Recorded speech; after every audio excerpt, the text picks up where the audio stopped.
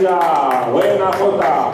Y ahora otro artista polivalente. Lo han visto con la guitarra, lo han visto bailar y ahora lo verán cantar. Un fuerte aplauso para Isa Sánchez.